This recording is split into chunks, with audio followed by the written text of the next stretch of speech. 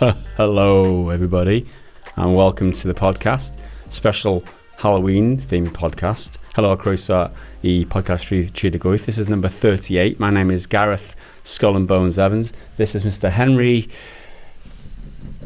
Skeleton Cooper. Skeleton. That was rubbish.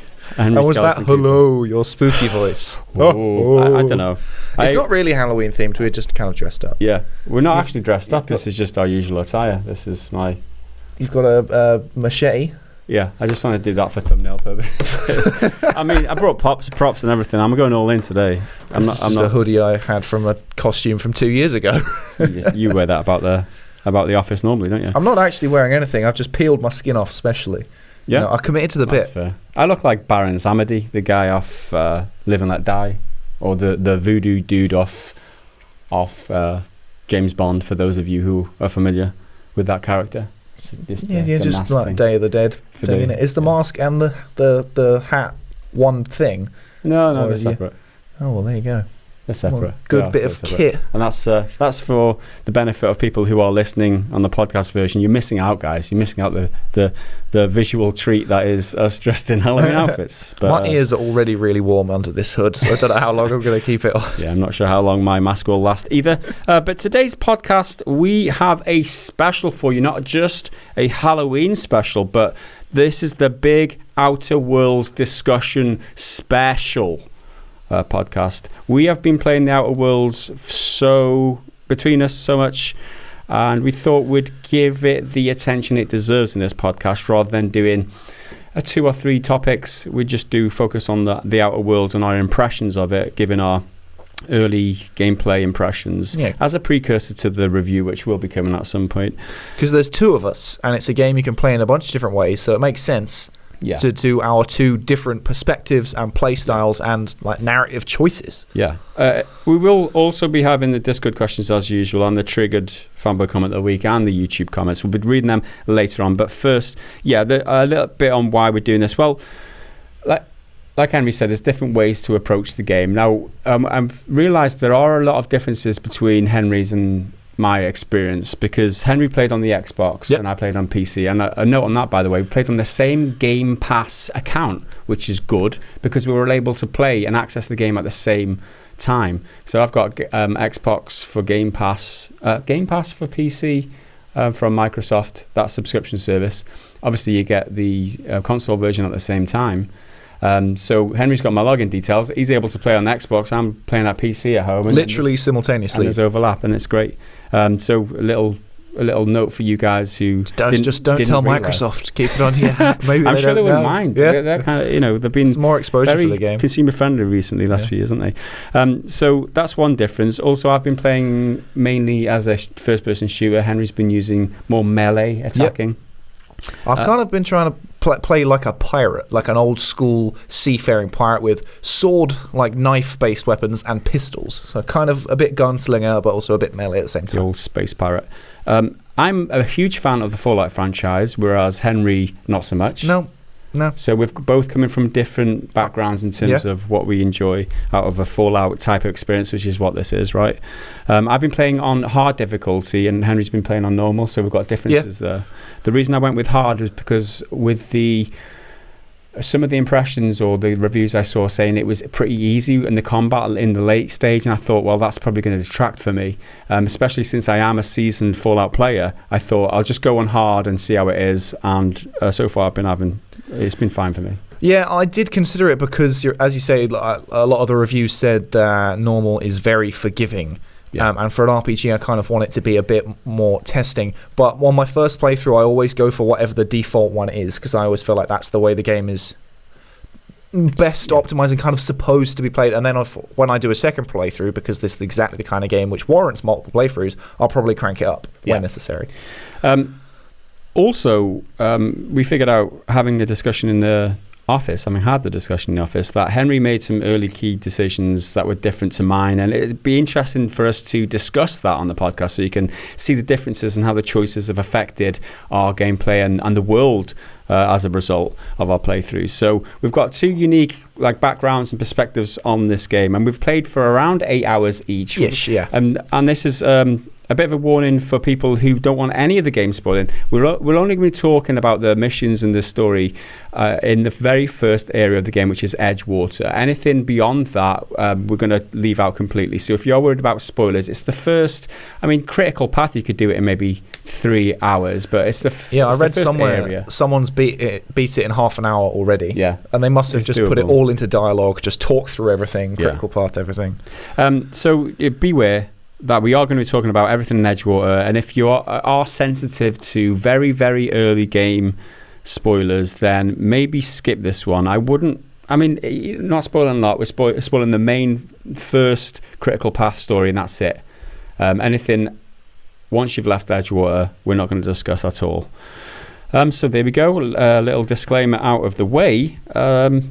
So what is it, Henry? Yeah, we should probably explain what the game is, right? Give a bit of background. So we'll give you a very brief, spoiler-free background on what the game is and its kind of setting. So its first voice is going. First-person shooter, sci-fi RPG, but more RPG than shooter, if that makes sense. It's all about numbers and stats and equipping different weapons and equipment and conversing with different people more than it is just rampant action and shooting stuff. It's developed by Obsidian Entertainment and is directed by Tim Kaine and Leonard Boyarsky. And in case you don't know who they are essentially the two of the main minds around Fallout when it first started in Fallout 1 and 2 when it was made at, was it Black Isle Studios, I think? Studios, yeah. Before Bethesda took it on. And there's also a bunch of other ex-Fallout staff in there, so it feels very much like that in terms of narrative structure and its kind of sense of humor, because it's very, very satirical, very dry, and very like wink, nudge, nudge, isn't that stupid kind of stuff. And in terms of plot, it's set in the future on a colony in space called Halcyon, but it's not like a thriving colony. It's not been there for thousands of years. It's kind of just formed. It's probably been there for, I think, less than 100 years. And it started when a bunch of corporations bought up a bunch of space in space, like territory, and then flew out there and settled there, and now the corporations are in charge of it. It's not like a government or a sovereign state or anything like that. It's the corporations who run it.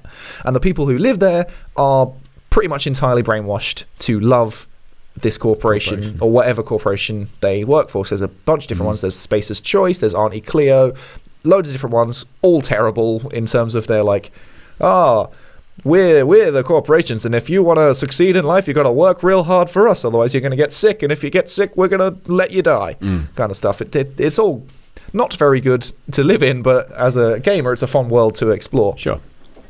And you are a colonist who was on a ship that got lost. It was supposed to get there, I think, 50 years ago when it arrived, obviously late because it drifted off into space. So you're woken up from hypersleep or cryosleep by a mad scientist called, I think, Phineas Wells, I think. Yeah. And he's very like Doc Brown from Back to the Future, a little bit Rick from Rick and Morty. He's kind of crazy, oddball, no one really knows, but he's a total genius.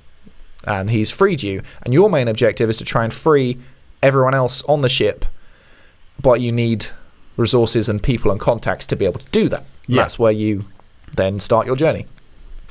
Yeah, so that's the setup for the game, and the world itself, I guess, is the first topic of conversation. The environments, because the structure of the world is a little different to your regular Fallout open world type thing, and that's notable in itself because they didn't have the big budget. This is just Obsidian, not a AAA developer yet. Who knows in the next few years? Because they are now owned by Microsoft, so if there is an Outer Worlds 2, they'll probably get a whole load of funding. Yeah, that is true.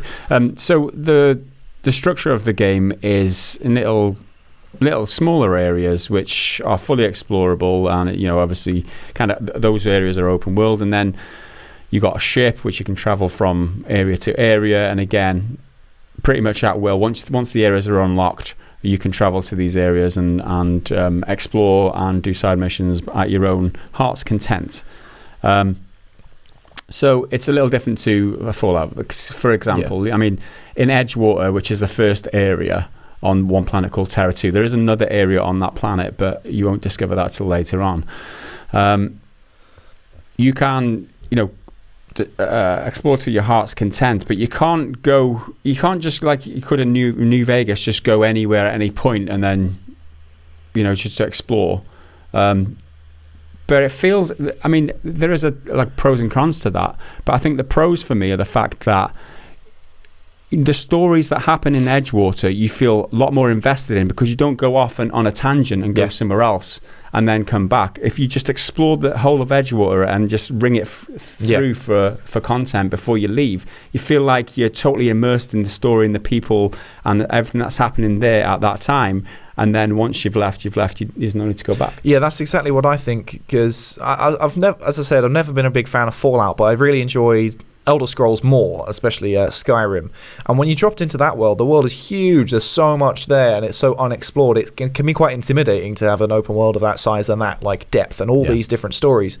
Having a smaller, focused experience, kind of one at a time, is a much nicer way to do it. And as you say, with your character interactions there, I know that I will regularly interact with this person and this person in this small space, rather than, okay, I'm going to interact with you, then I'm going to go 100 miles away over there, come back, can't remember what I was doing with you because I've been swamped with too much stuff at once. Yes. I think it's a good way to gate off progression naturally. Yeah, I think it works really well, and I'm happy with this. And the fact that the game is a 30-hour experience if you stick to critical path doesn't faze me at all, because it really quite daunting sometimes when you know that a game is 100 plus hours of gameplay. And it feels like you have to invest a part of your life into that. As somebody who's got a lot of commitments outside of gaming, it's slightly daunting sometimes. But this in itself, it just feels, I don't know, it's something great about this, and it just feels right.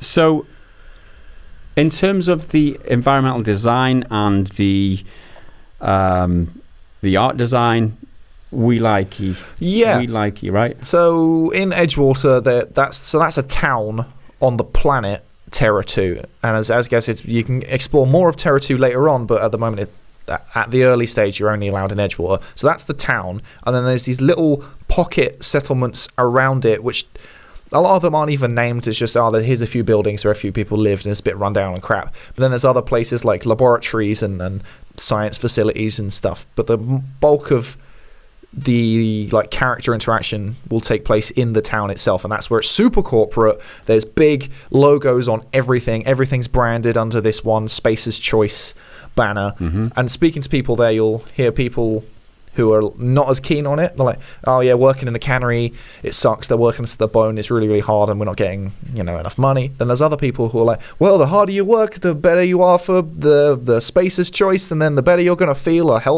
hard worker is a healthy worker, and you're not going to get the plague, and you're not going to die, because also there's a bit of an epidemic going on in the town. Yeah, and the brainwash to think that the harder they work, the less inclined they are to get the plague, because they think that you're healthy if you work longer, which is a funny little thing. And like moral ambiguity and the moral discoloration, I can't think of a way to put it, but there's just so much kind of immoral things happening in the world that you think, well, should I be judgmental, or is this just how people would be if given this situation? The fact that there's one of the problems with the colony and the plague is that there's not enough medicine to go around to cure everybody. So the way the corporation deal with that is that they only hand out the medicine or the cure to the people who work the hardest. So the people who don't work so hard are not worthy of saving, and so they end up dying of the plague or whatever. And it's just an interesting little moral slant on a situation where, given that there's not enough medicine, how would you treat it? And obviously this corporation have gone one, and obviously you're traversing this whole situation with your own, and there's multiple choices in dialogue, so you can decide whether you agree with that or whether you're against that, and how that plays out. It's quite interesting. Speaking of dialogue there, I think it's really well put together, because there's normally the one obvious answer that's okay, let's advance the conversation, let's keep moving, but there's a bunch of others which are essentially optional, and it doesn't really take you any further in the story, but it'll give you a bit of extra information, and sometimes you'll maybe get a side quest out of it. And even in those, sometimes it'll send you in a circle, it won't give you any options, but sometimes eventually it will be this person said this, and you can either be like, well, no, that's a bit bullshit, or oh yeah, I totally agree. And it doesn't necessarily mean anything, or it might do later on down the line, who knows. But I love that, because if you do just want to skip through all the crap and be like, right, I need to get the people off the spaceship, free the colonists. Let me do that. You can just do that. Stick to that critical path, yeah. And in terms of environments and world building, I think that if you're familiar with the Fallout kind of formula, you'll know what to expect here. And this is one of the reasons why I love that Fallout formula and why I love the Outer Worlds, is that it rewards exploration. Any little nook and cranny that you go behind a building, in between a couple of bins, for example, you might find something really worth finding. You know, you might find a special weapon, you might get extra ammo, whatever. They really do incentivize you to explore, which is fantastic. And I love that. I love I'm a hoarder when it comes to I pick up everything. I love to pick up everything, right? And then there's this building kind of in the middle of the map where obviously one of the side missions takes you there, but if you just happen across it beforehand, you can just scour it for all the parts or whatever, all the things that you can find in there. And it's just, you come across like environmental world building notes and people who've lived there before and the whole scenario, why the place is abandoned. And that is exactly why Fallout and the Fallout formula, let's stop referring it to a Fallout now, it's just like the Fallout formula. Like, that's what's so appealing to me, is that kind of discovering what went on here before you, why things turned out the way they did, what happened to the people. And that's just part of the experience. It's not all about the combat, it's not all about the RPG role playing as a character and interacting with all these other characters. It's about that exploration and discovery. I love that. And the world does look great, but also kind of not at the same time. In terms of style, it looks awesome. It's very colourful. You see like giant other planets up in the sky with like even like rings going around, which all look cool, and it's very like majestic. You get that like Aurora Borealis. Yeah, that's it. The Northern Lights. Aurora Borealis. Aurora Borealis. One of them. Yeah. That. Which looks really cool.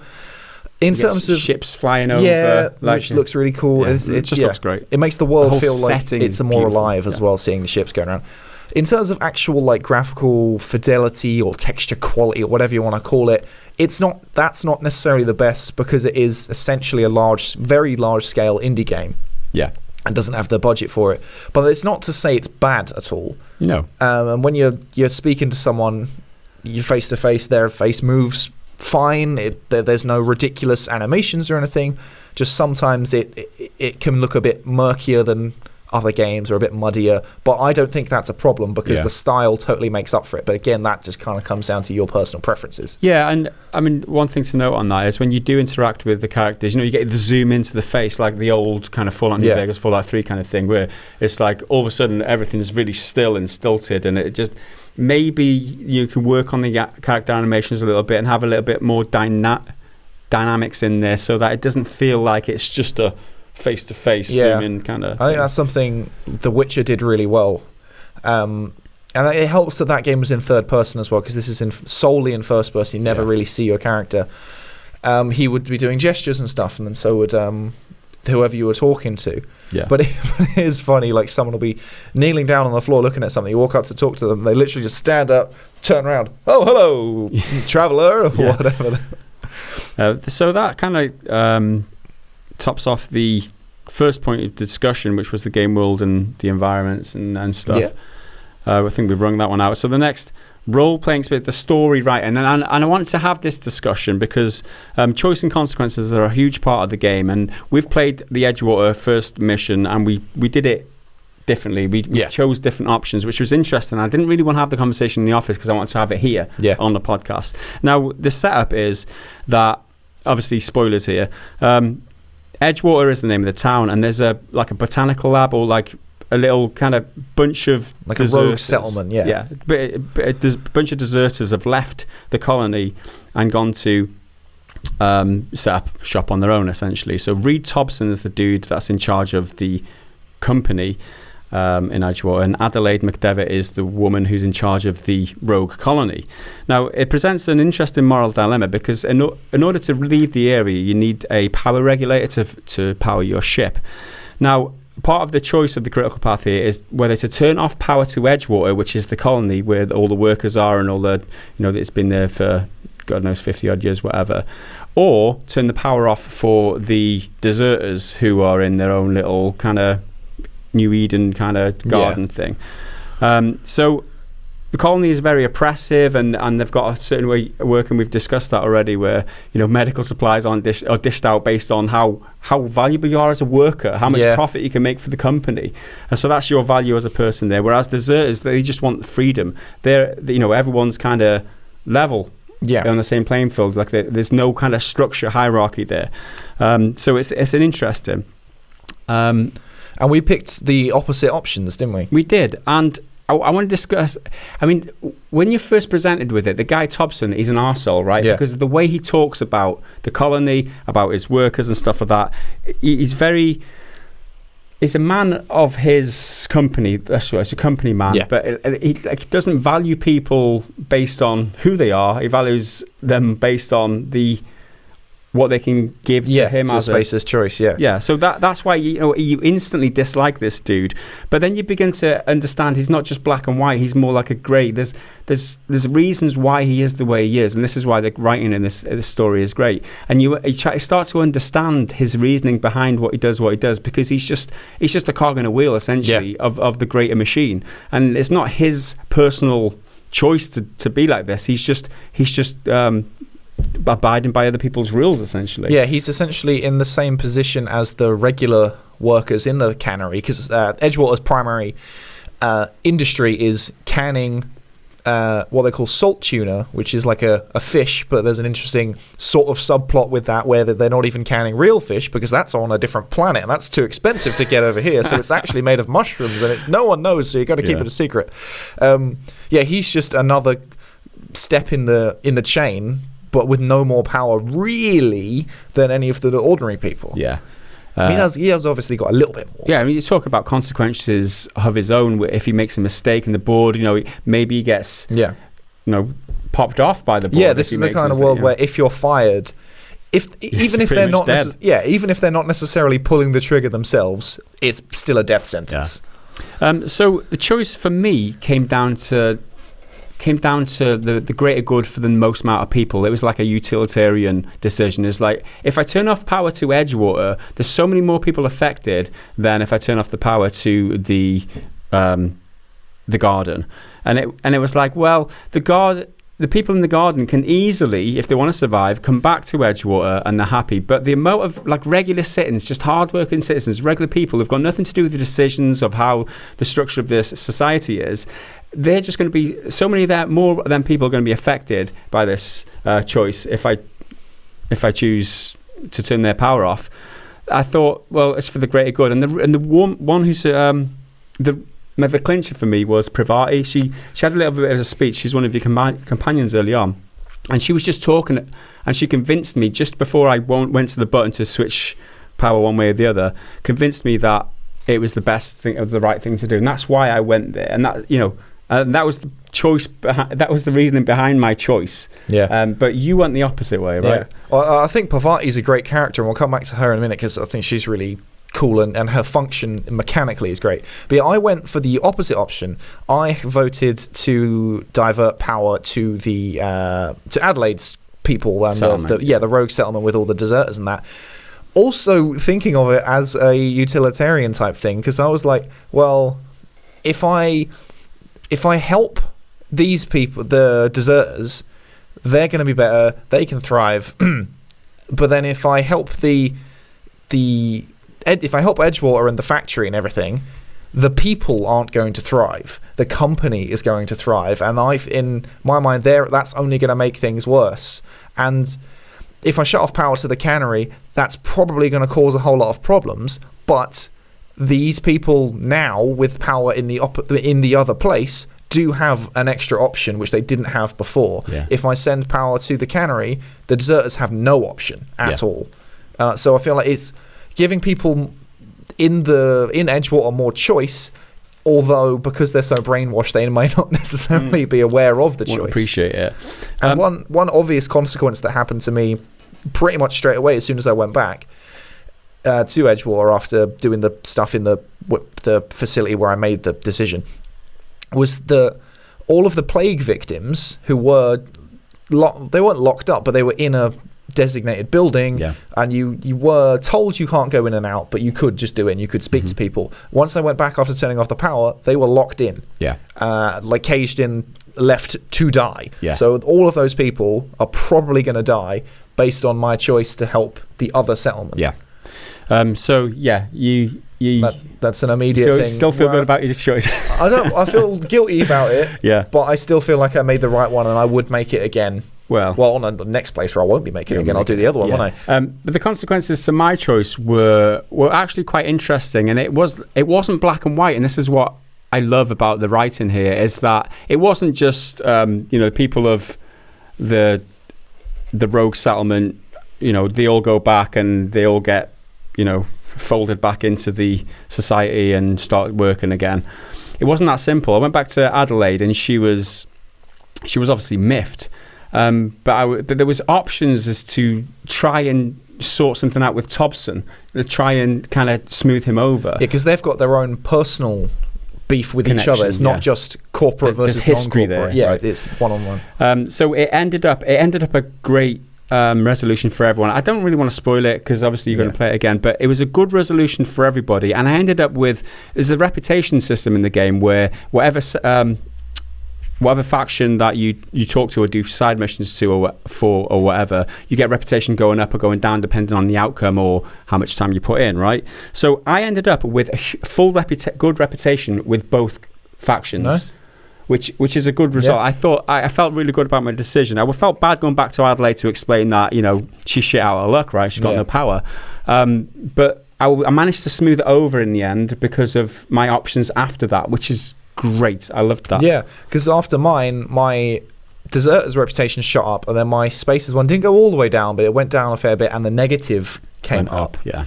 But I still think, I won't necessarily know until I go back to Edgewater after having done some other stuff and see what happens over time. I still think I made the right choice because I chose freedom, even if it's the uncomfortable option for those people. But then there's the interesting comments about, I can't remember who says it to you, but they say she said, I think it's the warden or the constable or whatever. She's like the head of the thing. I don't know if it's confidence or arrogance from the person who made that decision. Well, that might have been Adelaide who said it.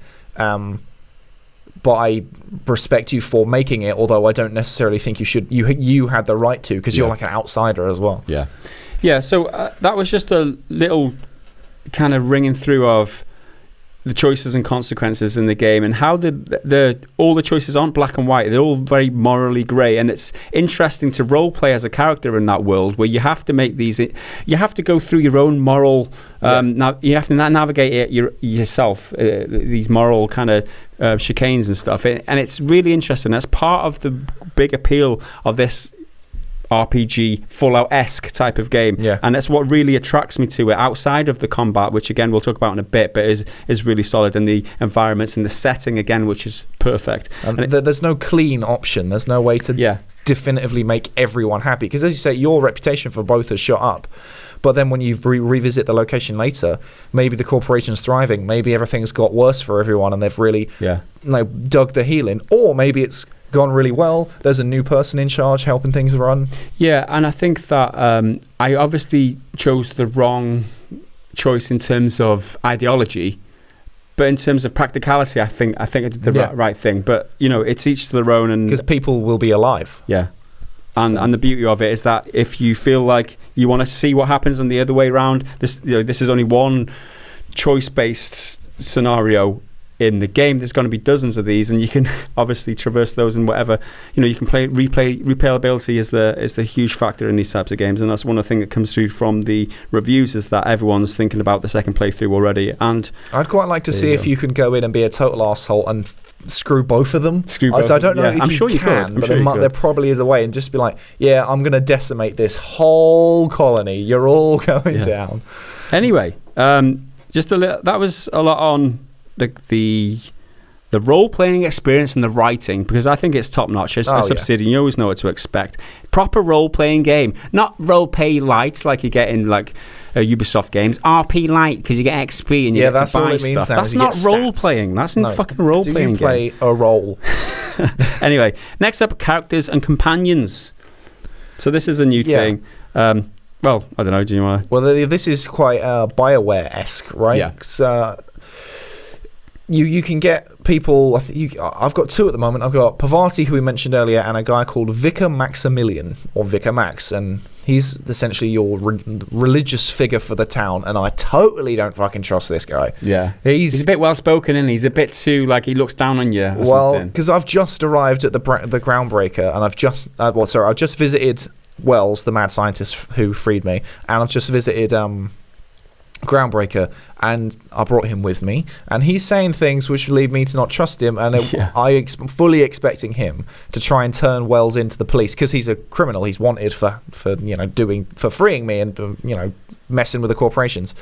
I fully expect him to do whatever he wants to fulfill his own needs, because that's why he's on my team, because he's trying to find a book or translate something or whatever.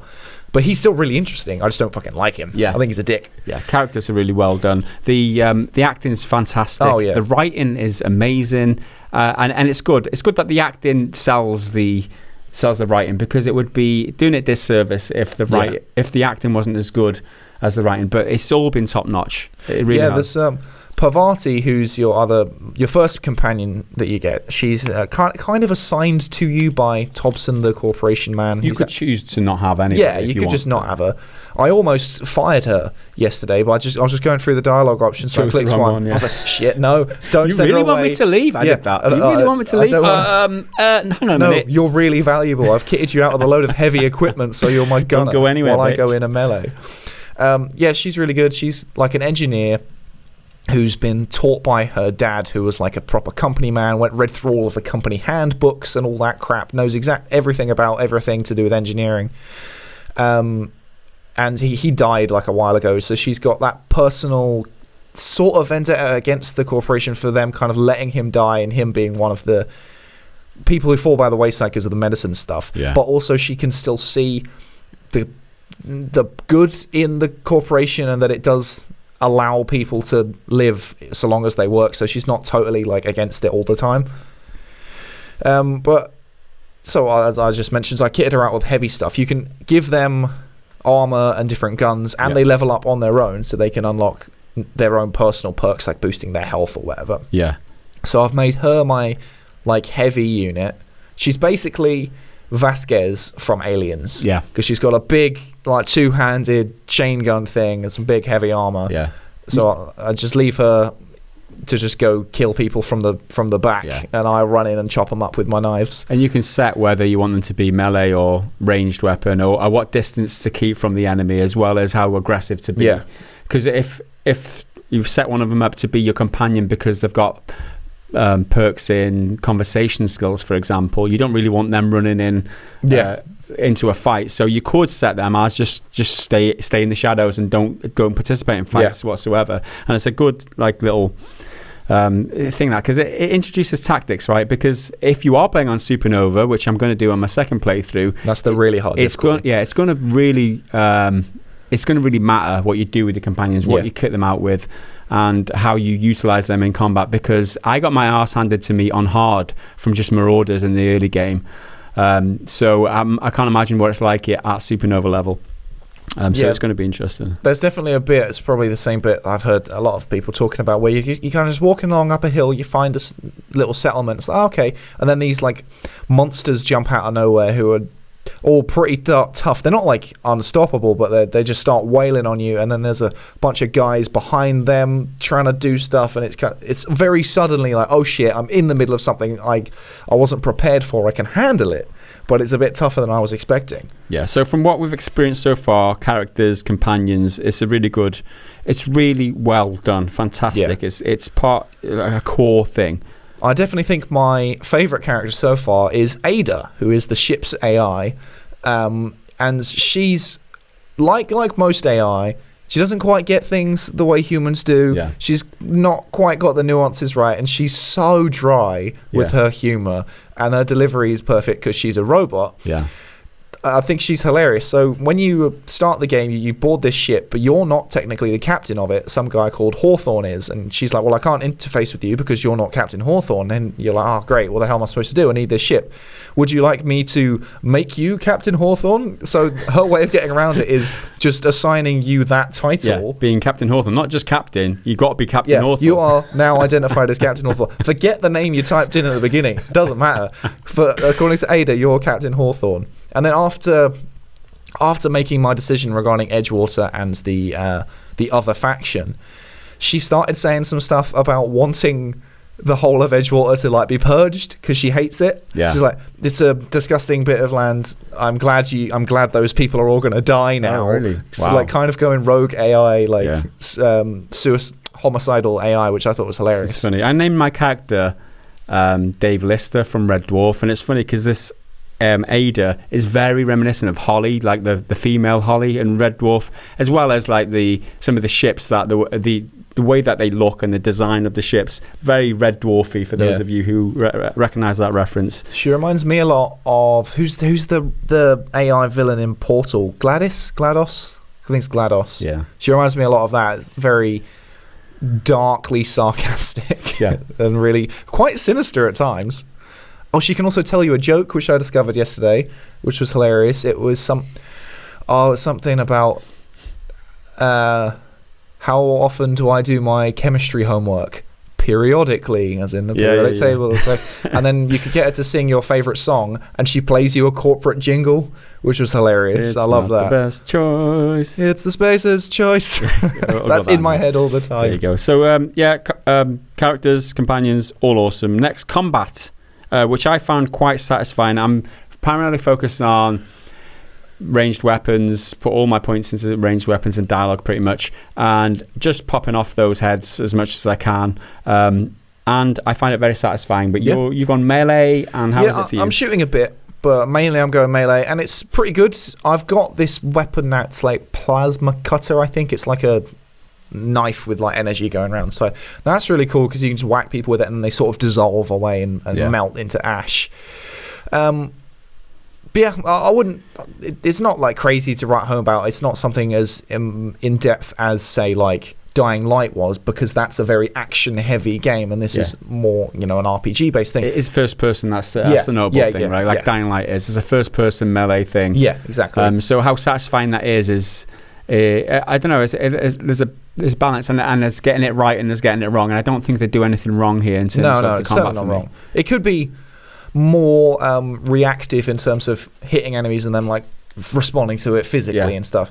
But one of the main reasons I wanted to be melee based is because I've played a lot of shooters recently, like having played Battlefront 2 quite a lot. Recently, I've kind of I've done a lot of shooting. I want a different experience. Let's go for a melee thing. Yeah. But I am occasionally using pistols more than like rifles. I've got an assault rifle in my inventory just in case I need to. Like, all right, come on, let's just clear these guys. Yeah. One thing I do wish there was more of was stealth options and non-lethal options, because stealth it's kind of just crouch. If they don't see you, whack them. You'll do a bit of extra damage. Yeah. It's not as intuitive or in depth as I would like, being able to like mess with people and stuff. And non-lethally, you can completely avoid a lot of combat situations just by talking to people if there's a narrative interaction there. But if it's just wild, in the wilderness fighting marauders or whatever, once you've engaged the fight, there's pretty much only one way it can go, and that's either I'm dead or all of them are dead. Yeah. And it's less like you can talk them out of it or they respond. Although apparently, and I've not experienced this personally, if one of your skills is high enough, if you shoot a certain person, sometimes they'll like cower over and like hide, and then they won't engage you anymore, so they're alive and you don't have to kill them, which does sound interesting, but it's not something I've personally experienced.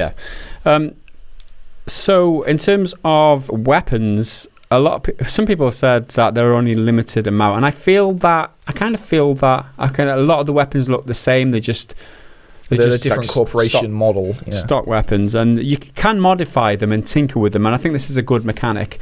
Tinkering is done at workbenches, and you can upgrade your weapons using this currency called bits that you find all over the place and people give you for rewards or whatever. And then you just basically throw some bits at a weapon and upgrade it. Damage per second can go right up. So I took this light... like that heavy, the big one. The big, it shoots light ammo, but I tinkered with that up until like the damage per second was over 400. Used all my bits that I'd amassed, and I was like, wow, this is so OP now. And that's how I started to win the fights with the Marauders and not kind of fear them anymore. So I thought that was pretty awesome. The mods upgrades, you can upgrade. You can assign the environment. What's the elemental damage? It's like the plasma and the shock, and there's a couple of other ones too. But you do that by modding a weapon. Weapons don't come like, some might come like that, but you can do that to weapons, specifically. So, and the way that the elemental damage works is that obviously shock does good against machines and machine enemies or whatever. So that's options for you. The fact is there is only 3 types of ammunition. I don't know whether... there's good and bad points to that, and if you consider that versus something like Fallout New Vegas, there's so many options when it comes to ammunition. There's only light ammo, heavy ammo, and then there's energy ammo. So there's 3 types of ammo. So each of your weapons, ranged weapons, fall into 3 different categories. Yeah, they use light. Yeah, they use heavy. So there's no like 9 caliber, 15 caliber, or like 2.2, 3 caliber, or 9 point. There's no loads of different options, which I kind of like because it does get a little bit. I don't know, a little bit complicated if there's just too many types of ammo. There are 3 core types of ammo, but you can modify your weapons to different elementals and then tinker with them on top of that. I think it's a good system. Have you ever run out of ammo? Because they say you're a hoarder, just let me... I haven't run out or even come close once. Well, because I was using that kind of minigun thing, I ran out of light ammo and I had to switch to my heavy gun. Yeah, I've not found ammo to be a problem at all. So it's a very serviceable combat system, and I am enjoying it. And it's part of I kind of want more sometimes because there's a lot of dialogue and stuff, a lot of RPG stuff. Kind of want more combat sometimes. I guess that is a little bit of a criticism. I guess there's observation more than a criticism. I think. Yeah, I would say I feel like I want more. It's not saying that it's bad for what it does. I mean, whatever. Just walk into every room and start shooting people. That'll get you the combat. That's true. You can kill everyone apart from one, apparently. Anyway, next up, the progression, and I kind of just run through how this works. So every character level, you get 10 skill points to attribute to your skill set, and you can allocate them per skill group until a specific skill gets to 50, and then you must allocate the skill points individually, and I'll explain what I just meant by that. For example, you've got a group of skills called dialogue skills, and in the dialogue skill group, you've got persuade, lie, and intimidate. So they're your dialogue skills, and you can level up the whole dialogue group, all those 3 things, persuade, lie, and intimidate, by using 1 skill point, and then each of them will go up until one of them things gets to level 50, and then you can only level them up when you put a skill point in them specifically. For example, you get to level 50 with persuade, you might only be level 40 on lie and intimidate. Every skill point you put in the group no longer upgrades persuade. You've got to go specifically to the persuade skill. So it kind of gives you a very quick progression to level 50 with your skills, but then after that it's a little bit slower because you take more skill points to level up. But I think my persuade is quite high at the moment, but my intimidate, if that was higher, and it would have had to have been pretty high for the stage I was at, once I'd taken away power from Edgewater and I went to get the power regulator or whatever it was, spoke to Mr. Thompson, the head of the factory, and I had the option to intimidate him into letting me take the thing without any trouble, like Robocop, come with me or there'll be trouble type thing. But I didn't have a high enough skill, so I just had to carry on with the conversation normally, finish it, walked into the room and just had to kill everyone. Yeah. Well, I mean, they shot first, to be fair, and then I wasted them all. But if that was higher, I could have completely avoided that situation. So, in addition to these levels, and these skill points that you put in these into these skills, every 20 skill points in a specific skill gets you a new unlock. For example, in the handgun skill tree, when you get to level 20 or level 40, you get like bonuses for critical damage or armor penetration. You also get, I think it's cower. You know cower skill is one of them. You know the things that we were talking about later on. And then on top of all of that, you've got the perks, which excuse me, which you get every 2 character levels. So every 2 times your character levels up, you get to pick a new perk. Things like extra carry weight, less weapon and armor deterioration, or like 50% more health, etc. My throat's going. I'll just finish this bit off. It's getting hot. That's the problem. I'm getting all sweaty. So once you pick 5 perks, you unlock a new perk tier and access to a bunch of more perks to choose from, which is great because obviously later perks might be more useful in the mid to late game. It might not be useful, whatever. It's just and your companions get a smaller selection, but they also get a selection of perks as well for when they level up. Yeah. And then lastly, you got flaws, which are optional. Whenever you do something wrong, a number amount of times, you get presented with an option. Do you want to take this flaw? And in return, I'll give you a skill point. So far, I've taken all my flaws, and I've regretted it because there was one called made my character dumb, and it's good. It's good, right? Because it's kind of like role playing myself. Because I opened up some dumb dialogue options. But it's bad because it totally tanks some of my skills. I didn't realise how bad it would be, but there's a bunch of skills that it takes down, like intelligence and dialogue and all. I was putting a lot of points into that. So it kind of proper sent me back. And was it worth it for some extra carry weight? Probably not. But it's fun. It's fun. I've been offered one and I rejected it because it was my own stupidness that triggered it. So it was... I got hit by a landmine. I walked over a landmine. I blew up. I was like, oh, crap. Right, fair enough. Walked into another one a bit later. Okay, right, that's just me being stupid. And then I spotted one. I was like, okay, well, let's just shoot this one to get it out of my way. And I was still a little bit too close. I was a few feet away, and it still knocked me back and gave me a bit of splash damage. So it came up, you have the option to take this floor and be really susceptible to concussions. So anytime I get blown up or hit too hard, the screen will go really fuzzy. And I was like... I don't want to endure that for just one skill point, especially when I'm about to level up to an even number. So when you're an even number, that's when you get a perk. So I can take that perk anyway. I don't need this right now, so I turned it down. But that is the only opportunity I've had to take a flaw. Yeah.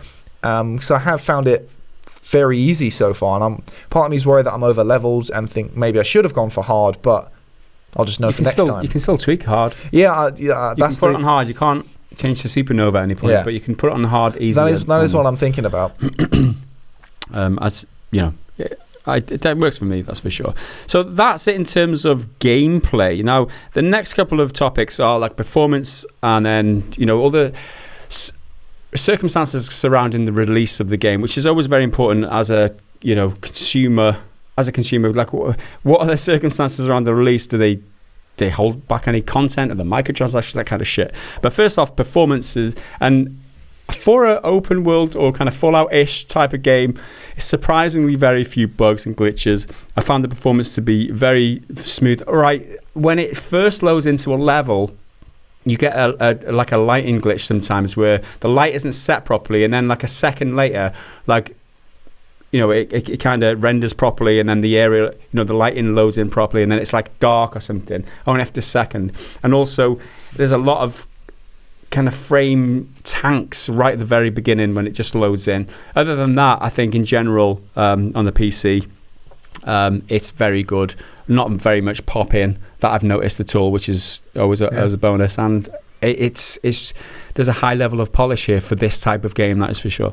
I think on the Xbox, vanilla Xbox, it's running pretty stable in terms of frames. It's about 30, I think.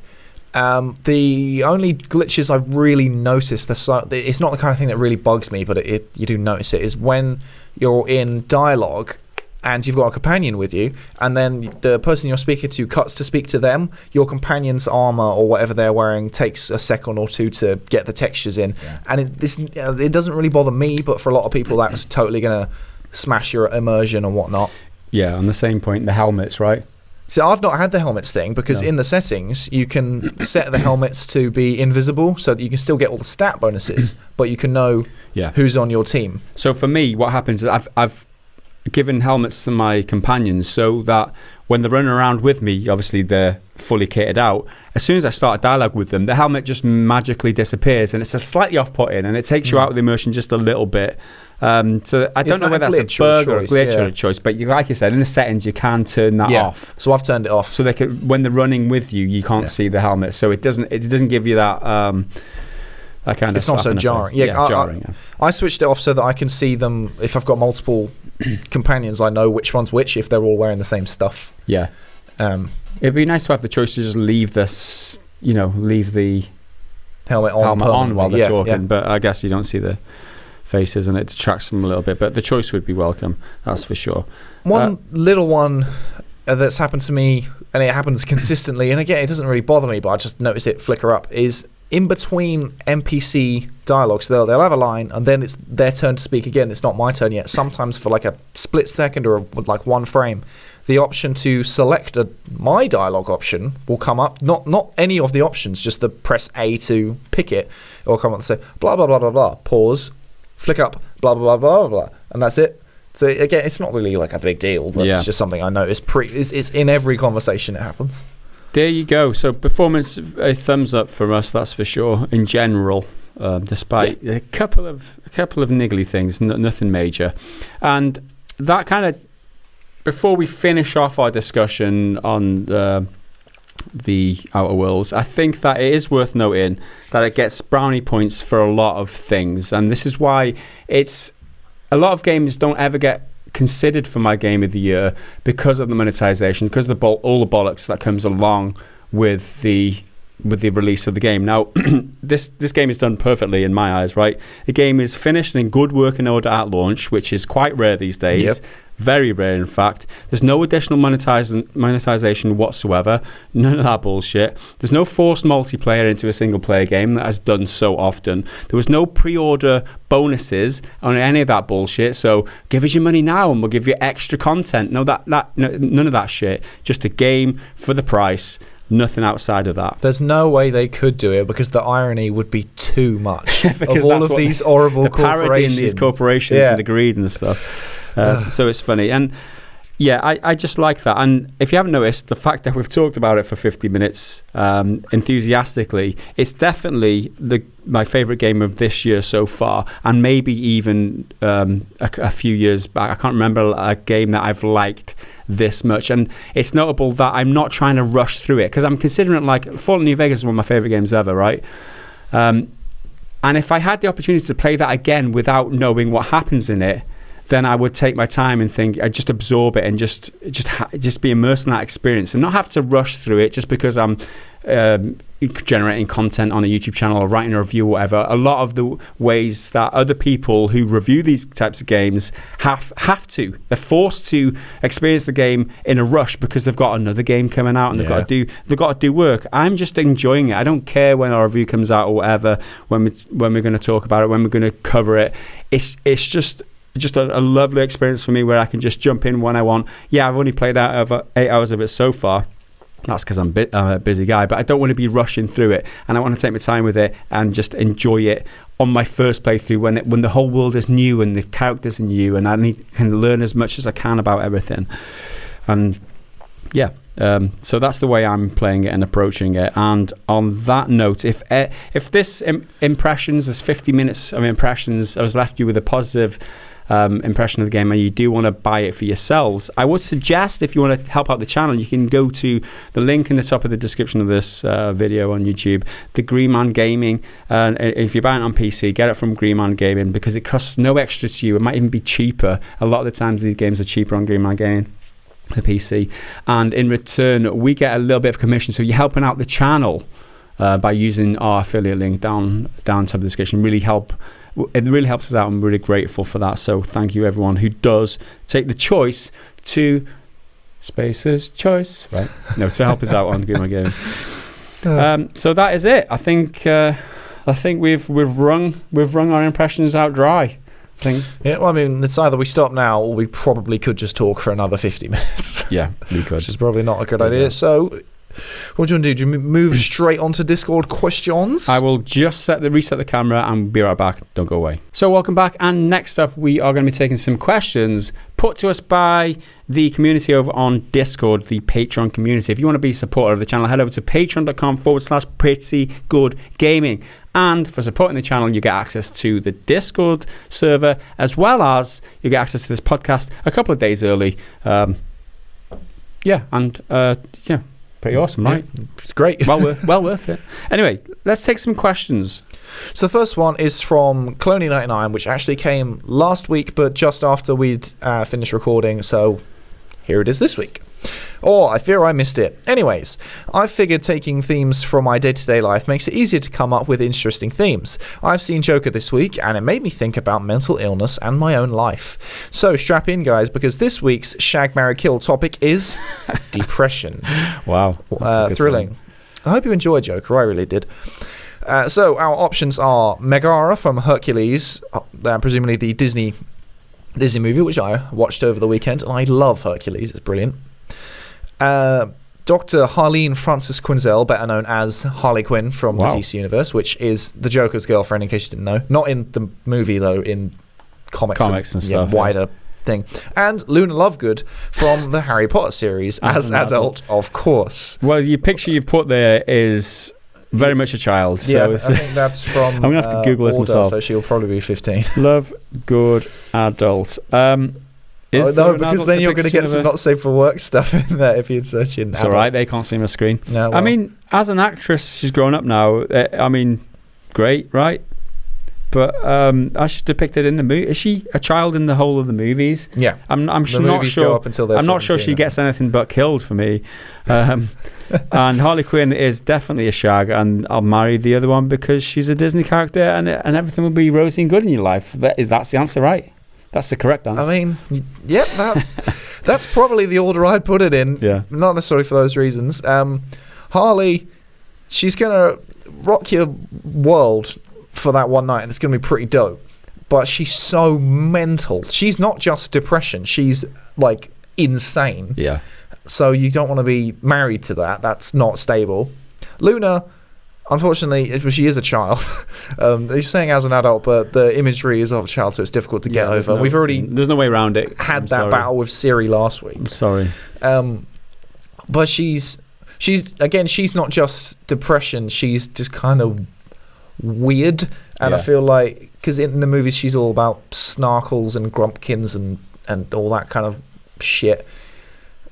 It's just. You're not my vibe, girl. But I think Meg from Hercules is going to be the one you marry, and she's got the what do they call it? Hourglass figure. Yeah. Ultra exaggerated because she's a cartoon, but then again she's been with Hercules, so she's been ruined. I can't compete with that. So I might as well just do what everyone does in marriage and just not have sex and just enjoy each other's company. There you go. You know marriage so well for someone who's never been married. Exactly. That's funny. So thanks for your question, Mr. Oh, wait, hold on.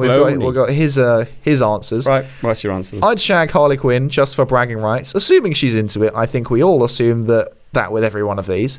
I'd marry Megara as she's known for her beauty. I'd probably enjoy her cynical outlook on life. And I'd probably fit better into ancient Greek society. That's true if we're basing it in universe lore. So I'd rather live in ancient Greece than Gotham, because Gotham is cool, but it's a fucking shithole. I'd kill Luna, not because I don't like her, but because I have to kill one of them. And yeah, I like her, but the rules are the rules. On a side note, it was interesting researching depressed characters in pop culture. One would assume, with depression being such a huge issue in our society, you'd find plenty of characters, but it's actually not that easy.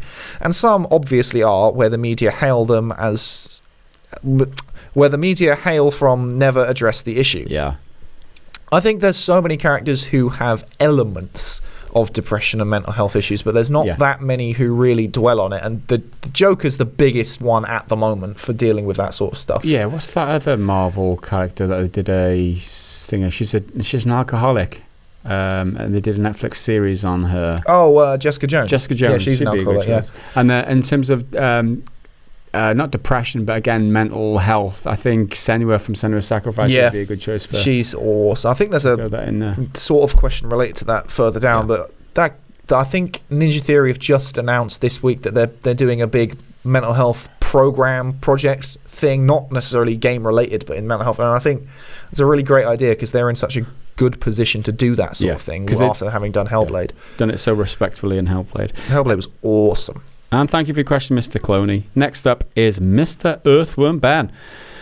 Many sources, including Epic, have classed The Outer Worlds as an Epic exclusive, although a few do actually mention it's on the Windows Store.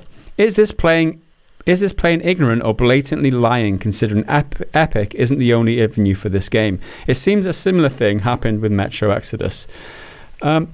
Is it blatantly lying? I don't know. I mean, sometimes people say it's exclusive to the Epic Store to fit their narrative because they just want games on Steam, and that's just how they communicate that. The fact that it is on Windows Store as well makes it not exclusive. I mean, it's just basic semantics, right? Yeah. Exclusive means it's only in one place, or it's only here. It's in one place, whereas it's not exclusive. It's in two places at the very least. And then you got consoles as well. I mean, people just trying to argue their case, trying to make a case for, they want games on Steam. They want to paint this as a Epic exclusive where it's technically not, although they might come out and say it, or Epic might say it because they want more publicity for it. I know but to me that's just lying. But yeah, that's just how I feel about it. Yeah, it pretty much is just lying. I don't think they're playing ignorant because they're a smart company. So they could be playing ignorant, but they're not being ignorant because they're smart to know what they do. I think they just want the Epic exclusive branding. Yeah. And it's only available through PC via the Game Pass, so that's like a Microsoft-owned property which is connected to Xbox. So I think they're trying to get around it, even though calling it an Epic exclusive isn't true. You can't. You can buy it separate to Game Pass. You don't, but just on Windows Store. Yeah, you can just buy it. So it's not. Yeah. So it's calling it exclusive is outright wrong as far as you ask me. That's for sure. I don't know. It's just nonsense. It's just people just want an argument. They just want to. They just want to push, the Steam is the best place and Epic is shit narrative, and it's up to you if you want. If that's what you want to call it, that's fine. But you're lying. It depends if Epic themselves are calling it an exclusive. Yeah. If other people do, then they're just wrong. Just wrong. There you go. Right. Well, now we've got a returning segment, and what possibly my favourite returning segment from Not That Rob Lowe. Nice filler last week. In my absent-mindedness, I felt very honoured. You should. You're always in our hearts. But I'm back for year 8. A big year for me. I got my first computer, a Sinclair Spectrum Plus 2A 128K. A Specky. Don't tell me you didn't call it a Specky. It's a Specky. I don't know what just that call is. It as it is, isn't it? With built-in tape player with Afterburner and Outrun. Oh, nice pair there. Nice pair. Exactly. I'm glad you picked that up. Gaz picked all the right games last week. It's a tough being a year behind, but the standout for me in 87 was California Games. No particular reason, I just had great fun with it. So much so, I even wanted to get an Atari Lynx a couple years later just for that. So in case you didn't know, we're doing a weekly/annual video game of the year for our birth year +1, then 2, then 3, then 4. So the stipulation is that we have to have played it ourselves and it had to have come out on whatever year we are on. And now we are 8 years old, or the 8th year. I think we're 8 going on now. Yeah. No, 9. Going on 9. So you are 1988. What do you got? Yeah, 1988. So it was a kind of slow year for me in terms of games that I really connected with. So I just got a bunch of games I kind of meh. 1988, by the way, was the year of Super Mario Brothers 2 and 3. I never really played them when I was a kid. Ghosts and Ghouls as well, another classic that year. So it's that era. Games are starting to get good, and I think that the best game, I think for me, was RoboCop in the arcade, although I didn't play it until the Game Boy version came out in 1990, I don't think. Although, yeah, I probably did play it in the arcade, because the colour version, I definitely played the colour version, because the Game Boy version wasn't colour. But notable shout-outs to Micropro Soccer, which is a precursor to Sensible Soccer, which will probably be my game of the year whenever that was released. I think it was 90. F-19 Stealth Fighter, which is a great sim, a military shooter, aircraft sim, fantastic. Chase HQ, another clone of like Outrun and all them, and you can see these games are they're starting to get like reproduced under different names by different companies. You can see the IP infringement a lot some of the things time. never change. And Altered Beast, again, another shout out for Altered Beast, because I played them like that. So there you go. My 2003 ones, again, there's a lot of big hitters, but not as many that I necessarily connected with. There's a lot of slightly smaller ones, I think, that really blew me away. But there's the original Call of Duty, Simpsons Hit and Run, Enter the Matrix, which is a bad game. Let me just say it is a bad game, but I love it, because I all three Matrix movies are near and dear to me. Obviously, the first one is the best one by leaps and bounds, but I love all three, and that game was shit, but I loved it. Need for Speed Underground, Mario Kart Double Dash, which is still my favourite Mario Kart game.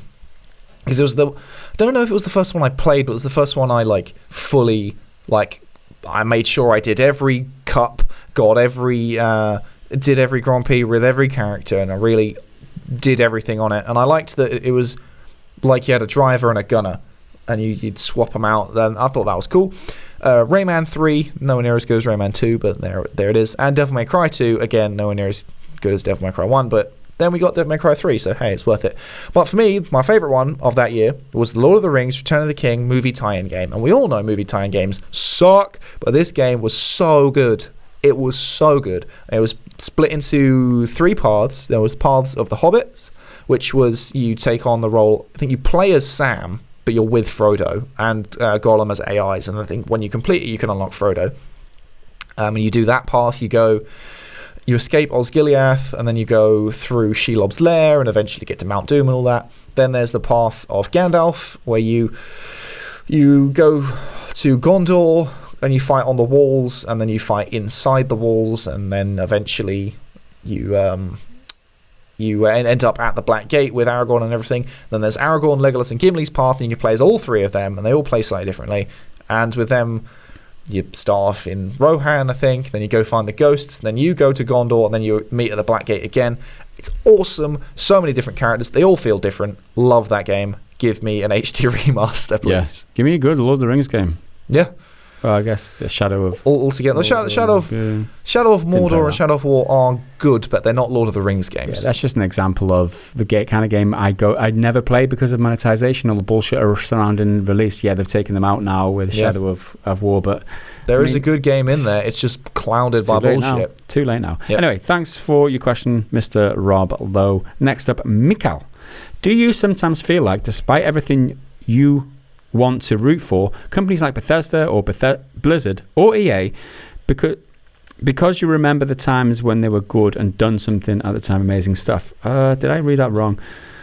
Despite everything, you want to root for companies like Bethesda, Blizzard, and EA because you remember the times when they were good, right? Yeah, we need a comma in there, Mike. Yeah. Memories like that makes me almost willing to lie to myself that there is more than meets the eye. It's annoying to see them get corrupted and slowly become but a shadow of their once glorious days, so I keep hoping they will turn it around. Many people go a step further and defend them, probably because they want to feel that it's not so bad, or they don't want to admit to themselves that their passion is being manipulated and exploited for greed. To those people, I say please continue to do so for those juicy triggered comments of the week. I agree. How do you feel about these companies whose work you used to love? I don't know. I it's interesting because it makes good content to be upset with them, and it makes popular content to be upset with them. But it's a challenge to try and remain neutral and try not to just scapegoat them or just pile on for the sake of it because EA are bad because it's like if EA display something that's pretty good, then you've got to, and I think it's our job to try and illuminate that too and bring positivity to that, right? With EA specifically, I can't wait for Jedi Fallen Order to come out, because a lot of the previews are saying that it's pretty good. Yeah. Obviously, I can't say how it plays myself. I've not played it, but I want it to be good just because it's an EA game, so we can have that interesting dialogue of EA is shit, but they've done something good here. Yeah. And we need to tell them that this is good, and they need to keep doing it. Yeah. I think it's interesting. What you got to understand is that my feelings for a company like Bethesda are not all bad and not all good, right? Because they did some great things in the past, and I still have those feelings, and I still respect them for that, right? But at the same time, they're doing shitty things now, and as a result, I don't respect them for them things. So on balance, there's good and bad there. There's nuance there. It's not just like Bethesda bad, they're greedy as fuck. It's like they're kind of good because they're still giving me those great experiences throughout the years, but they're bad now, and they're not beyond redemption, right? They can always take the right path and do the right thing in future. And I do like a good redemption story. I've said it once or twice before. So I do hope, and there is hope there. There's always hope there that they turn things around, and I want them to. It would be bad for business because a lot of our views come from those videos where we just ripping these companies apart for doing the shitty things. But I want them to be good. I really do want them to be good. I wish there was more companies out there like CD Projekt Red, not talking the talk, not just talking the talk, but walking the walk as well. I think every time these bad companies do something bad, which comes as no surprise to anyone, it still doesn't affect when they were good. They did do good stuff, like Fallout 3, 1, 2, and 3 in New Vegas. Yeah. They all still exist. Even like the old Diablos, like 1, 2, and 3, they still exist. You can still play them. You still have enjoyment with them. And it's not good and it's not productive to paint these companies just in one colour. Like these are the EA bad. Yeah. There you go. That's not how it is. There are people working for that company, and you can boycott all the games. That is perfectly legitimate. I'm not saying that you shouldn't boycott games because they're not all bad. I'm saying is that let's look at the nuances. Let's look at the grey stuff. Let's look at the stuff that they do all right sometimes. Yeah, and again, with Star Wars Jedi Fallen Order, not played it. Don't fucking have a go at me. But if you are sitting there saying, I'm boycotting EA because they're the worst things in the world, and then Jedi Fallen Order comes out and it is amazing, which it could be, don't know, not played it. If you then sleep on that, you're the one missing out. Yeah. And because of your own arguably ignorance, arguably just, strong opinions. Belligerence. Yeah. And tenacity and stubbornness. Yeah. To hating EA. It's like when you're training a dog or a kid or anything. Like if they do bad things, then punish them. That's the way that they learn. But when they eventually do a good thing, if you don't encourage that, if you don't reward them for doing the good thing, they will never learn. They will never learn that the difference between being bad all the time and the actual good thing that they did. And which is why that, in my eyes, if Star Wars comes out and it's awesome and they don't do any shitty monetization and it's just a stand-up awesome game, then we should encourage that by supporting it. That's my personal opinion. You might not agree. You might have been burnt so much in the past by EA, and that's just totally fair. That's totally fair. But that's just my opinion on the matter. Anyway, should we move on now? Because we went out length out that one. Next up from Metal Shark. With many kids getting their first gaming system for the festive season, what would be the top 3 games you'd recommend for a younger person? Peggy rated 7+, with no prior experience of PC/console gaming, has in their library to set them off on the right footing. Price, platform, genre agnostic, so feel free to mix match between platforms for exclusives. Altogether, I think your best console is usually, especially these days because of their branding, is a Nintendo system. Absolutely. Because they're so kid-friendly and they have a variety of games with simple mechanics and slightly more complex ones, because a Mario game is far simpler than something like, say, a Zelda game, which has RPG stuff and a bigger story. But yeah, I think the Switch is so perfect for this holiday season. Pick up the Switch Lite. I wish we had an affiliate link for the Switch now. Yeah, absolutely. I think in terms of gamers, games for that demographic, those young kids. I've got 2 of them myself, and they're both got Nintendo Switches for good reason, because the games are very kid friendly. That's not a criticism, that's just observation. In terms of what top 3 games I recommend, Mario Odyssey would be a game I'd recommend. And my daughter is currently playing through Link's Awakening that I gave to her, and she's getting so frustrated with it, and I love it. I love the fact that she's like these old gameplay design choices that they made, and she's getting frustrated because she can't. She's like, where do I go now? Dad, this boss has just killed me. It's like, this is how games used to be, right? This is what I grew up playing on my Game Boy, and it's like part of the frustration was part of the joy, because you had to put the game down and come back tomorrow. There's just no 2 ways about it. You get to a point where you're boiling over and you're like, sack that, I'll come back again. These days games are made so easily. Like Mario Odyssey is a prime example, though I just thrown that in as a game to play, but it's just the other end of the spectrum, if you like. It's just so easy, pretty much. I mean, the bosses are kind of difficult sometimes, I guess, if you're a kid. Jump on its head 3 times. Well, wait until it's invulnerable. Wait until it runs into a wall, and then it's just like its head spinning with like stars, and then jump on its head. That's the way you do it. So yeah, I'd recommend Link's Awakening, because you just want to see your kids suffer like we did as a kid. Mario Odyssey, because it's just a great all-round package. Maybe Link's Awakening if they're a little older and they like the adventure RPG thing. I don't know. I would never recommend that. Anyway, let's scratch that. Get rid of Link's Awakening because of the durability on the weapons. The other one I would say is the VR thing. Yeah, that's pretty cool. The VR, my daughter loves that. She really loves it, and as a starter VR kit, because I really believe in VR, and I really believe that there's a huge future for it, and gaming. There will be a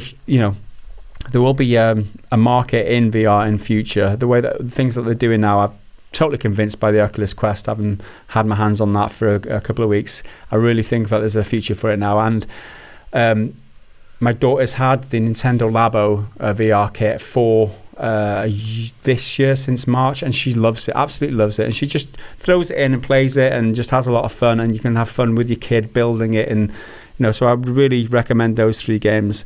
Anything outside of Nintendo Switch though, can we think of?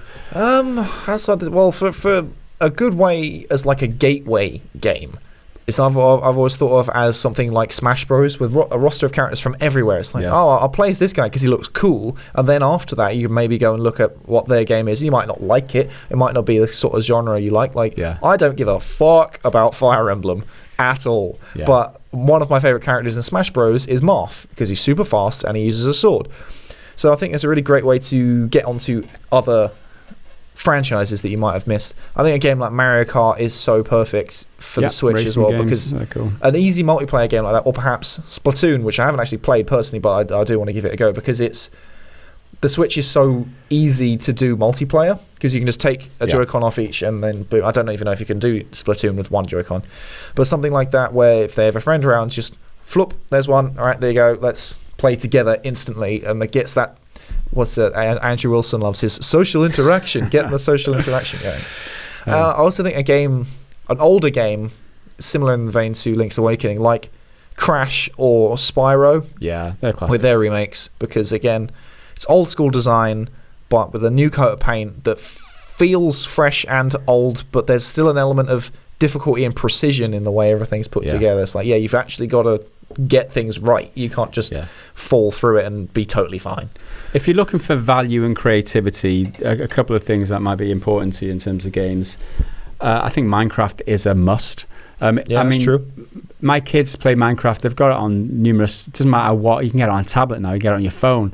Minecraft is the ultimate sandbox, and the highest selling game of all time, outside of Tetris. No, I read it the other day. It's actually beat Tetris. Damn it, that's news to me. According to Wikipedia, I thought it was hundreds of millions. No, we'll have to check that one. But yeah, Minecraft, definitely recommend it, because they can go creative and they can build stuff. And my kids, even when they were 4, they were building like ducks. Like, all right, they were flat. It looks like 2D kind of thing in the 3D world. Whatever. It was very primitive, but they were, being creative, like, and designing thing in a 3D space. Fantastic, as well as learning about simple gameplay design choices and simple game things. It's an adventure game. You've got to learn to craft. You've got to learn to build. You've got to learn to kill combat with enemies and all that sort of stuff. There's a lot of things that will set them up right in terms of going forward in their gaming lives. I think Minecraft is definitely up there. So according to Wikipedia, it says Minecraft is above Tetris, but then on this IGN article, which is filling me with ads, Jesus Christ, look at the size of that. Wow. Where's the content? How am I supposed to... Oh my God. It's hard, isn't it? Right. It's so bad. I think it said Tetris was here somewhere. Yeah. Number one. I think if you put together all versions of Tetris... all different releases of Tetris, then they amount to a lot more than Minecraft. But just one single version of Tetris isn't as much as Minecraft. And I guess that it'll be adjusted for inflation and stuff because Tetris came out in '84, so it's not going to be a massive difference, but there'll be a bit of a disparity. Anyway, thanks for your question, Mr. Metal Shark. Moving on to Stephen123. Hi guys, question for the podcast. I'm just wondering how you'd find the little funny clips to edit your videos. Most recently, Mr. Potato Head clip. I feel they are underappreciated. Cheers. I've grouped this one with another question from Loachgar. How do you decide what clips from movies or series to add to your videos to reflect the topic? Because this is sort of a similar thing. My brain is always thinking of film references, or if you said something the same way this film character from the 90s said it, then it's in my head. And a lot of them, they're not even good references. It's just, we said this thing one way and this guy in a movie also said it. It's not like an Arnold catchphrase or anything. It's not notable. It's just, this is the same. But I think I quite liked some of the ones I put in yesterday. Talking about vultures, and it took me ages to find a decent one of adequate quality for the vultures from the Jungle Book, who are all modelled on the Beatles. I thought that was brilliant. And Mr. Krabs going, money! Yeah. It was fun. Yeah.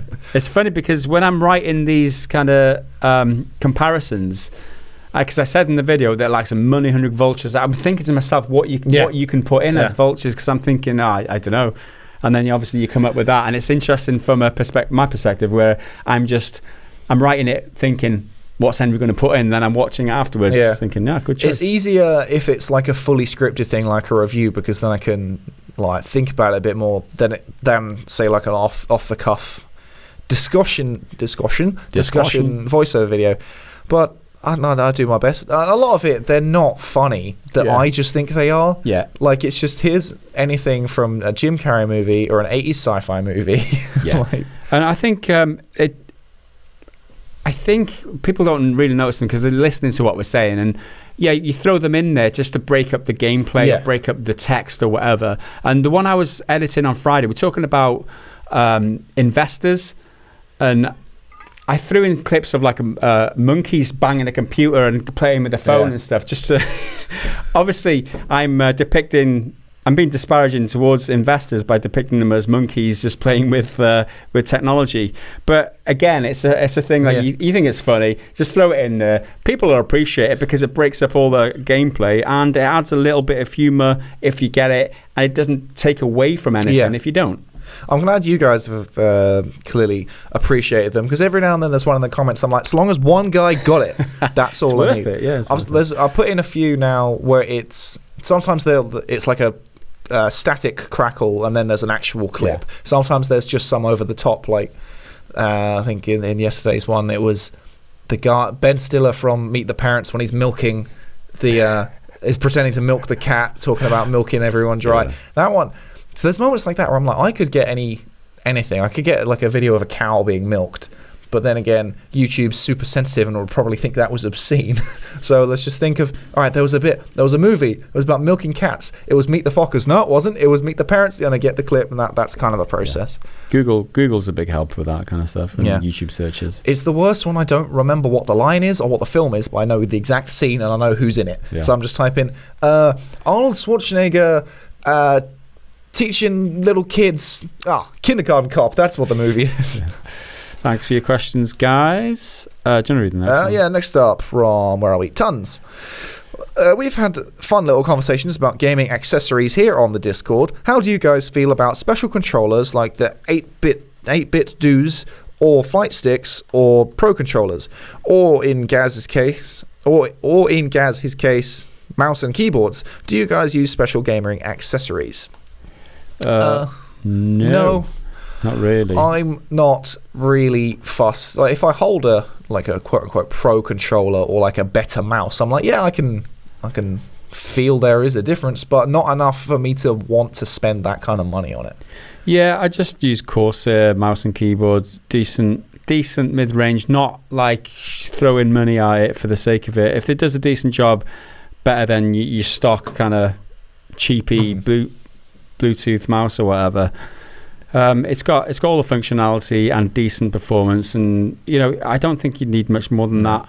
For these like actual professional gamers and esports players and stuff, it will make a difference for you to have the highest quality kit. But it's the same with like if you're a swimmer and you shave your legs, that's going to make milliseconds of difference. But at an Olympic level, at that level, it makes a huge difference. Yeah, you need it. But if you're just like doing a school swim for PE, it's not like it matters. No thoughts really on 8-bit doos, or whatever I call it, or fight sticks or pro controllers. Yeah, they're just neutral to me, nothing to me. They're just options for other people, and they're not options for me because I'm not really that interested. That's the way I feel about them. Yeah, I mean, if you like them, cool, but I just don't care. Yeah, not for us. Not for me. Not for us. Anyway, last question of the week, Jason Jackson.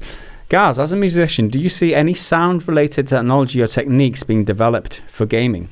Resolution seems to have come on leaps and bounds, but sounds seem to remain the same. From a non-musical point of view anyway. Gaming techniques like the psychosis voices in Hellblade really added an immersive feel to the game that were really refreshing in gaming. Do you see developing looking more into how they can use sound to enhance the gaming experience? I think this is... I think the way games are going towards more social interactions. I think the a solo gamer on his couch, immersed with his earphones in, playing a single player game and being subject to all the sounds and being deeply immersed in that, it's quite rare these days. So I don't think enough people are focusing on the sound design in the game as much as they did in Hellblade, because that was like you said, really refreshing, and it was awesome. So no, I don't really see sound related technology being developed.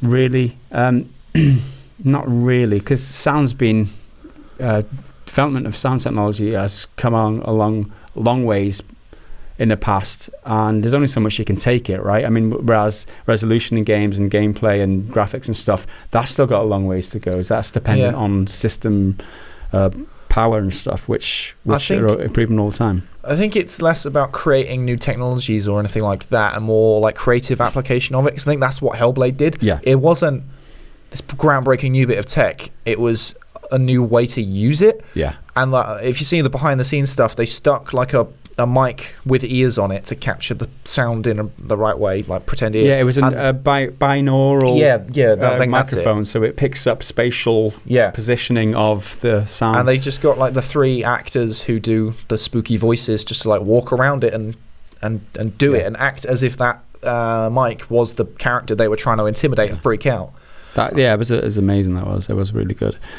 In terms of musical experiences, just on a side note, playing Beat Saber recently, right? And I think that's a really good way to integrate music with gaming, because obviously 2 of my passions.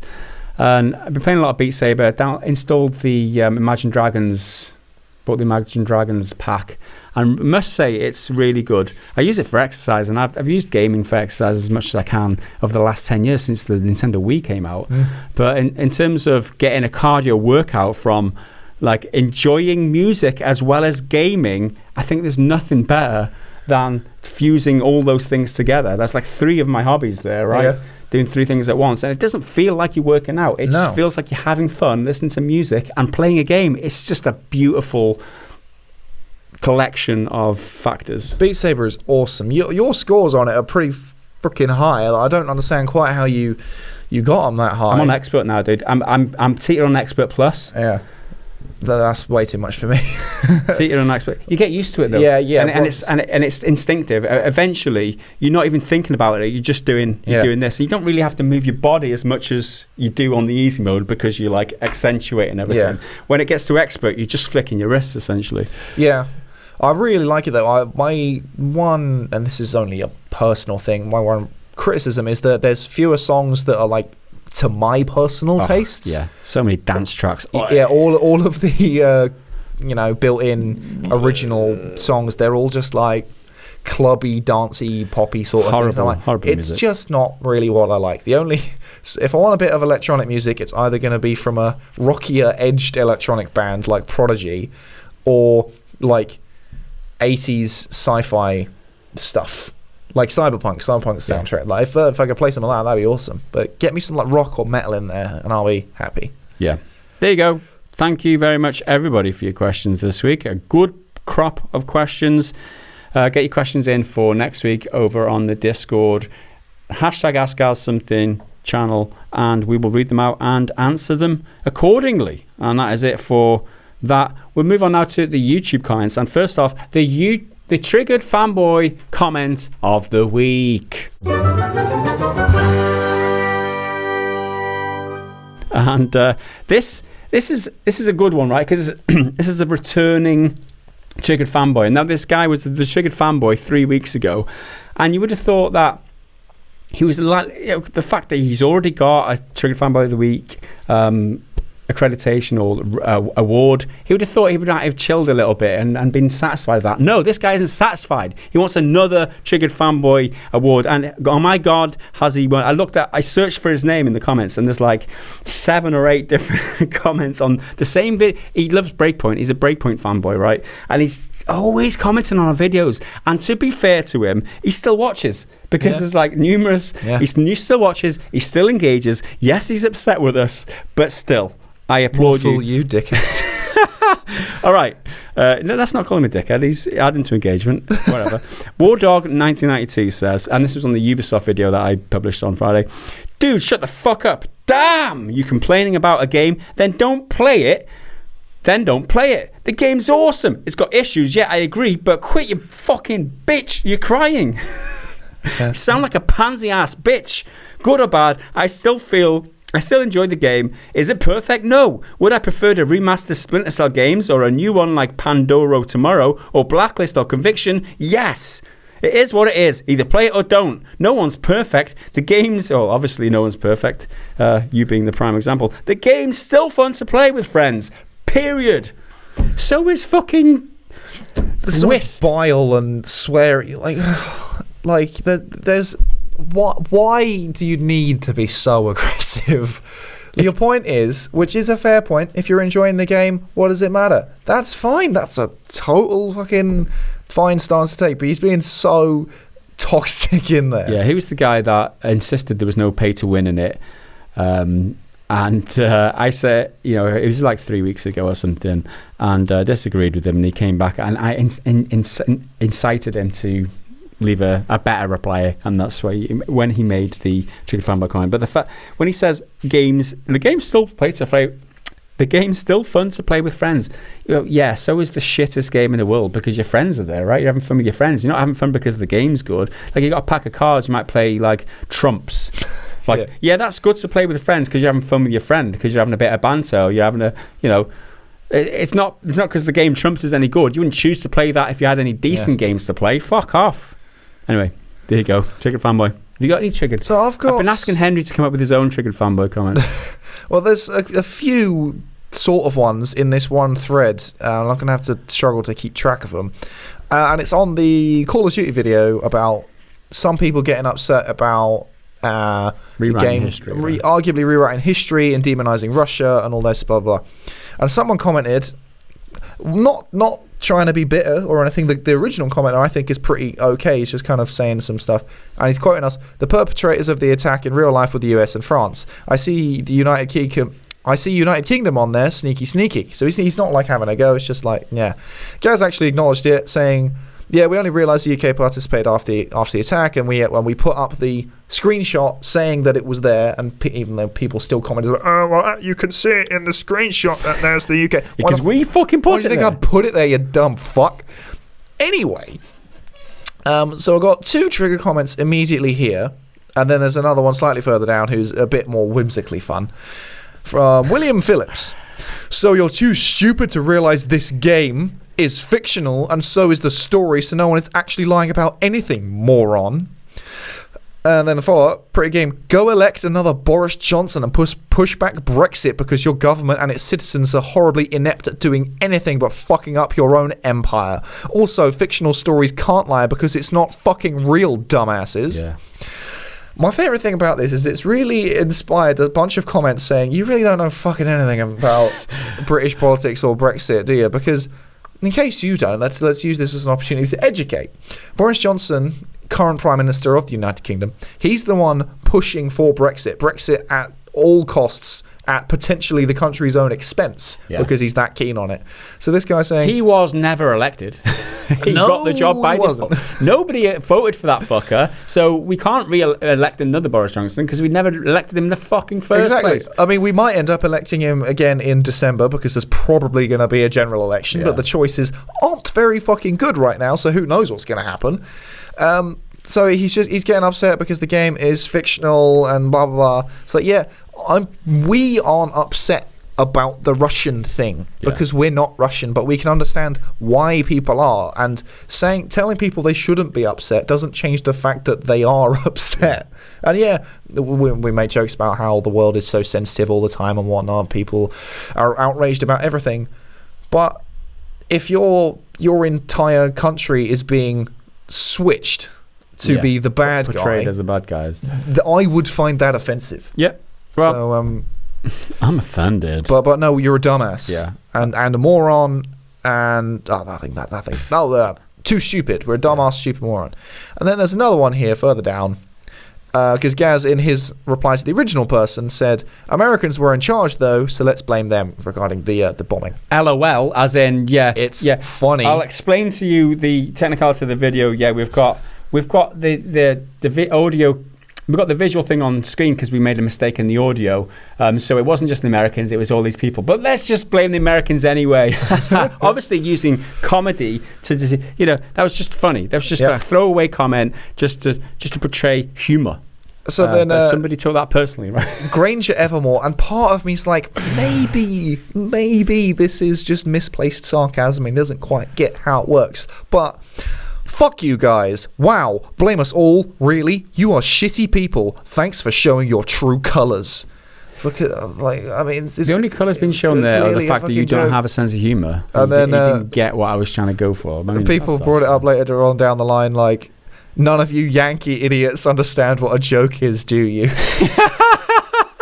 I think that's the best way to put it. A bit overgeneralized, but that could be taken as offensive because he's calling people Yankee idiots, so that's derogatory. It's all. I think all of you. Not all of them. Just because one guy didn't get the joke doesn't mean that all Americans don't have any humor.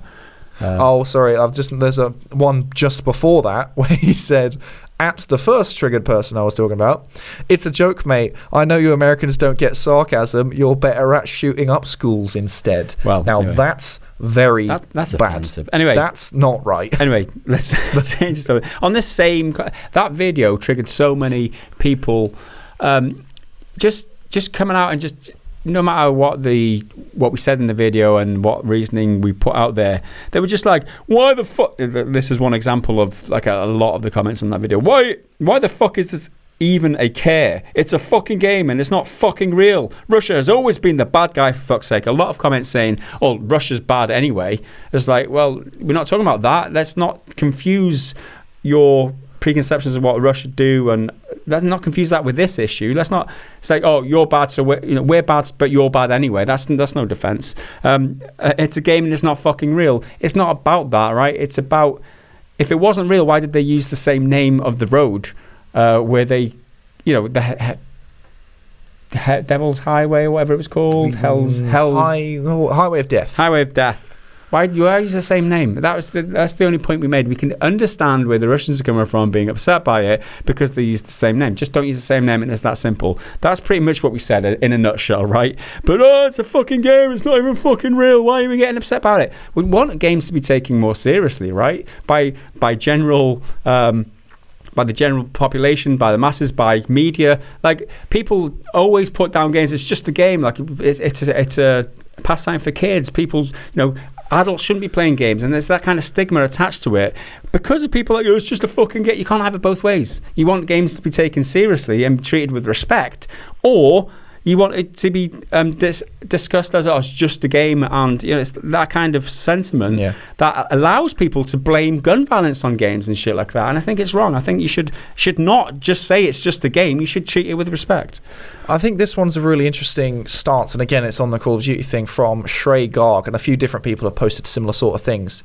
So it's put in quotes, putting women in World War II is disingenuous and rewrites history. And then also, who cares if how they alter how the events went? It's a video game. And I think a lot of people are in this crowd of complaining about the women in Call of Duty, in Battlefield 5 with the like mechanical prosthetic arm thing, which I agree, that was fucking stupid.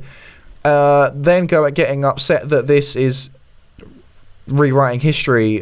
Not getting upset about that because it's just a game. Well, if it was bad there, why isn't it bad here? If it's not rewriting history there, why is it rewriting history there? It's hypocritical stance that I've seen from a lot of these kinds of commenters, and they're not all of them obviously, but I just think it's a dumb stance to take when they don't understand the irony of it. So next comment. This is a nice one. DBSLBU commenting on the Ubisoft video again from last Friday. Can I qualify for Triggered Fanboy Comment of the Week by saying something along the lines of, quotes, I'm actually really enjoying this game? That's not how it works, dude. I mean, I read you out because it's a nice comment, because it's positively triggered. But yeah, positively triggered. No, that's not how it works. You have to try harder to be triggered. But nice try. Have you got any more? Because I've not got any in front of me, but I'm going to go digging. Flash Pass Gaming says, public service announcement. The UK translation of the phrase nickel and dime would be penny pinch. Thanks for your time, Mr. Flaps. I don't know where Mr. Flaps came from or whether he's talking about me or someone else. But he's absolutely right. Yep. Nickel and diming, penny pinching, man. Penny pinching. We should use that. Penny pinching. Thanks, Flap House Gaming. It rolls better as well because of the, what do you call it, alliteration. Yeah. Flaps Ass Gaming. Mr. Flaps. Ah, there you go. That's why he said Mr. Flaps. That's him. Flaps Ass Gaming is the name of his channel. Well, that's a pleasant name. I got another one. Villacor says, oh, fuck off. One game. Oh, this is about the Ubisoft game again. Oh, fuck off. One game is all it takes to shit on Ubisoft. Everything else they make is it's fucking pretty good. But no 3 games are shit. So all of them are generic cookie cutter bullshit. I mean, obviously, where have you been for the past 5 fucking years when every game is the same? Not played enough. I just had one in front of me, but I've totally scrolled past it and it's vanished. Sour D-Boy says, Breakpoint is fire! In all caps. I have 100 hours in. YouTubers like you are the reason gaming is bad now. What the fuck is that? What the fuck is that? YouTubers like us, we're the ones who making these shitty games. We're the ones throwing bad monetization into games and trying to penny pinch from people by cutting off content and paywalling content. We're not the ones making these games, dude. We're not the reason these games are shit. It's the corporations. Like, why are you blaming YouTubers? Classic victim blaming. He says he stopped playing once he hit the social hub. Your opinion doesn't matter. LOL, Goofy. He could have been the Triggered Fanboy Comment of the Week. Yeah, that would have been a good one. But there you go. Breakpoint is fire, apparently. I missed that point. I completely missed. But he said the word fire, not the emoji. Yeah. That's how that it's fire thing. Obviously, I'm not 13. I'm not tuned in to Breakpoint. It's fire. Anyway, I've got the very last comment, and it's a pretty level-headed comment. The perfect mix. I was on our video about The Outer Worlds, where we rounded up all the reviews. Mitch G says, reviews for The Outer Worlds shows me what reviewers to trust and who not to trust. I think this is a good point, because not in terms of like trust objectively, but from a personal point of view. If you like a game like The Outer Worlds and then you look at the reviews and see that some people don't really like it, those are the ones that personally you shouldn't trust. And the ones who really do like it and have the same feeling as you do about a game, those are the ones you should trust in future for future reviews. And that's a good reason for reading reviews after you've played a game, to see which, we always say it, that reviewers have to be kind of aligned with your tastes in order for you to get the most out of them. So, you find those reviewers, and then you'll be more informed when you go forward. Because if someone didn't like The Outer Worlds as a reviewer, I probably wouldn't hold their opinion in very high stead because I love that game. So whatever they say about other games, that are probably irrelevant to me personally. Doesn't mean they're a bad reviewer. Just means that they're not just, objectively. Yeah. It's just not your wavelength. It's not the kind of information you need. And I'm done for questions. I could probably dig for more, but I haven't really got any more in front of me. Because a lot of them are just about the same shit. Like people on the Modern Warfare video say, "Oh, fuck Russia, that's just a game, just a game." It's on your game show, right? That's it then. So thanks for your active listening participation in this podcast. I hope you've enjoyed it, and the visual feast that was this very special Halloween edition of the Pretty Good Gaming Podcast. Hopefully normal service resumed next week. It is Halloween today, the time of filming, by the way, and if you're saying, it's not Halloween anymore, well, fuck you, it's Halloween right now. For me, for you, it's not, so what? But hopefully we will have rescued our souls and been transported back to our physical bodies by next week, and we'll be here in person again, not just skull and bones. And on that note, thanks for watching, guys. We will see you again in the next one. Until then, bye for now.